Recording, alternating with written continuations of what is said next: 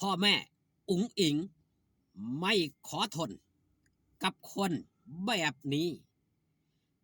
เรื่องราวมันเป็นมาเป็นไปจะได้นั่นก่อนอื่นขอกล่าวคำว่าสวัสดีครับผมสวัสดีพี่น้องครับป้องปายมิตรหมอแคนแฟนหมอลำสู้ขู่สู้คนเด้อครับเด้อมาพบกันในคลิปที่3วันที่3เดือนมกราคมปีพุทธศักราช2569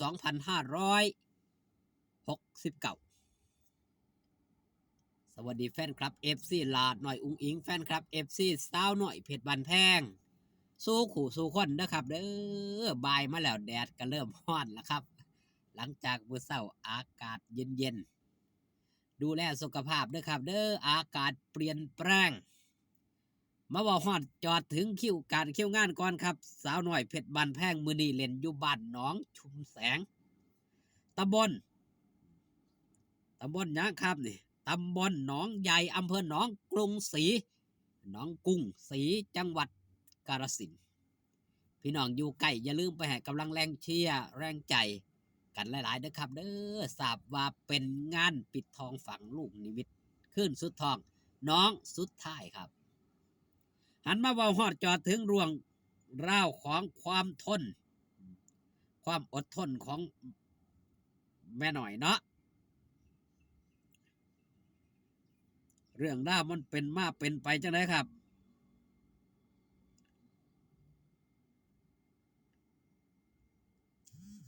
เรื่องเล่าความเป็นมาเป็นไปแบบนี้ครับพี่น้องสืบเนื่องจากมูลแล้วตั้งแต่วันที่30เป็นต้นมาครับเหตุการณ์เรื่องเล่ามันเริ่มมาตั้งแต่พุ่นจนแม่หน่อยได้ออกมาโพสต์แบบนี้ครับพี่น้องปกติบ้านหลังนี้ไม่ยุ่งวุ่นวายกับใครไม่เคยพูดเรื่องใครไม่ใส่ร้ายใครใครจะทำอะไรก็ไม่เคยอิจฉาตาร้อนใครอยู่เพียงลำพังตัวเองมาตลอดมีแต่คนนั้นดูถูกเหยียดหยามมาตลอดแต่บ้านนี้ไม่เคยตอบโต้พอโดนมาเยอะเราตอบโต้บ้างมองว่าเรารวยรังแกพวกคุณไม่เคยอวดโอ้ว่ารวย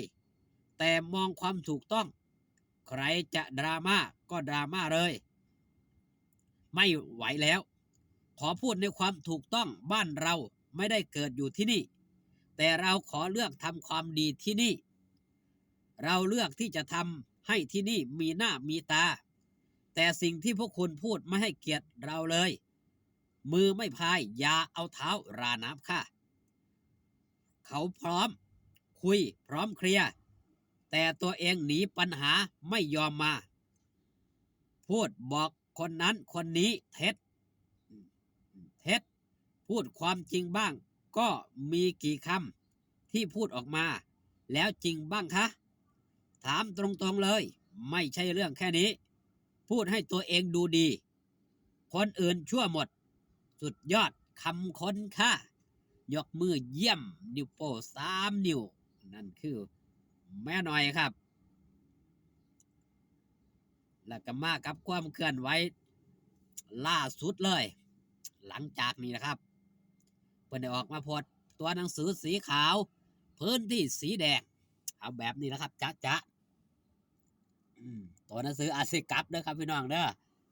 พี่น้องไปเบิ่งทั้งเพจพ่อแม่อุ๋งอิงเพิ่นได้ออกมาโพสต์แบบนี้ครับบ่อยากประจานความดีความบ่ดีหลายกว่านั้นเอาแค่นั้นละคิดจะสู้ก็สู้มาคนบ่ดีบ่ย่านดอกนั่นคือสิ่งที่พ่อแม่อุ๋งอิงทนบ่ไหวกับคนแบบนี้ครับคนอิจฉาตาร้อนคนเว้ามากเอาความดีใส่ตัวเอาความชั่วใส่คนอื่น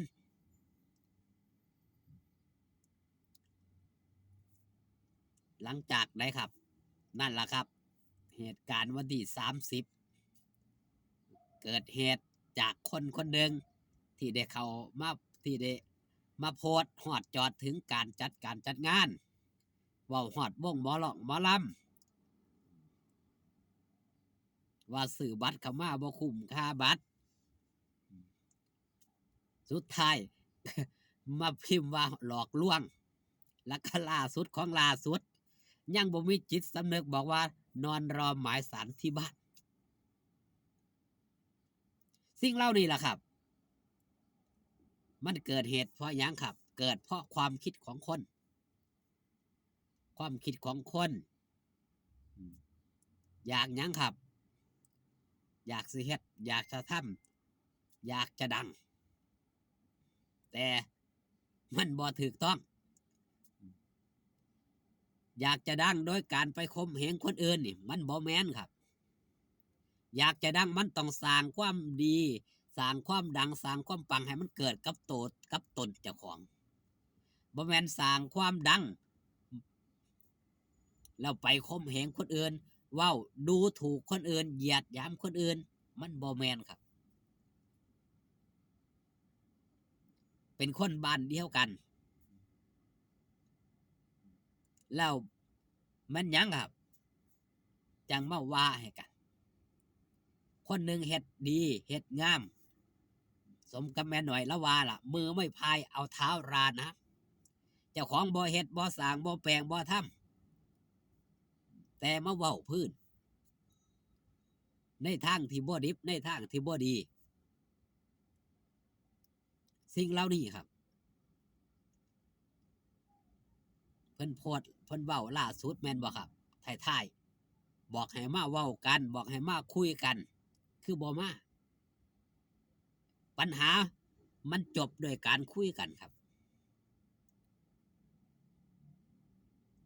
ทุกสิ่งทุกอย่างเห็นบ่ครับศึกสงครามเขายังคุยกันเจรจากันยังยุติเช่นปัญหาที่มันเกิดขึ้นเนี่ยหันมาคุยกันมีปัญหาหยังแม่นหยังลองอธิบายมาเบิ่งล่ะผู้ที่เว้าหยังครับเว้าว่าหมอลำเขาหลอกลวงเป็นหมอลำหลอกลวงเป็นหมอลำตัวหมอลำต้มก็อธิบายว่าเขาต้มแนวใดเขาหลอกลวงแนวใดก็เว้าออกมาให้มันชัดเจนมาคุยเว้ากันหรือว่าคำว่าติเฟื่อกรนี่เจ้าไปติมองใดที่เขาเฮ็ดบ่ดีที่เขาเจ้าติเจ้าว่าเจ้าติจังซี่นะไอ้คนที่ว่าน่ะเจ้าก็อธิบายมาเจ้าต้องการเฮ็ดมองใดให้มันดีมันมีมองใดคำว่าติอยู่ในคำว่าหมอลำไอ้หลอกลวงนี่หลอกลวงผู้บริโภคจังซี่นะครับนั่นล่ะครับสิ่งที่พ่อเอกแม่น้อยเล่าบ่ทนแล้วได้ออกมาโพสต์ครอบครัวลาน้อยอุ้งอิงนี่ถ้าบ่ล้นทนบ่ไหวอีหลีถ้าบ่รับหนักอีหลีเราบ่ออกมาตอบโต้แน่นอนเอาสำหรับคลิปนี้ฝากตอนเรื่องเล่าความเดือดของพ่อเอกแม่น้อยเอาไว้แต่เพียงส่ำนี้พอกันคลิปหน้าสบายดีครับผม